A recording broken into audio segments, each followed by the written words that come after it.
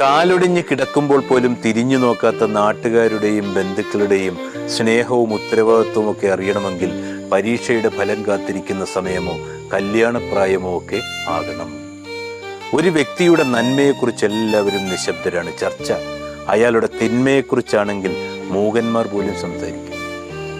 വെളിച്ചത്തിലിരുന്ന് ഇരുട്ടിലകപ്പെട്ടവരെ കുറ്റപ്പെടുത്തുവാൻ എളുപ്പമാണ്.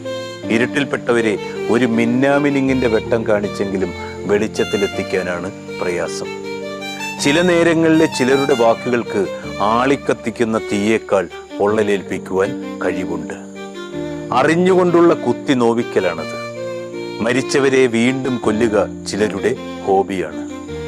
താങ്ങായും തണലായും കൂടെ ഉണ്ടാകുമെന്ന് പറഞ്ഞവർ ഇപ്പോൾ തണലിലോട്ട് മാറി നിന്നിട്ട് താങ്ങുകയാണ്. പരദൂഷണം അതൊരു ലഹരിയാണ്. മറ്റുള്ളവരെ കൊല്ലാതെ കൊല്ലുന്ന ശത്രുവെന്നോ മിത്രമൊന്നോ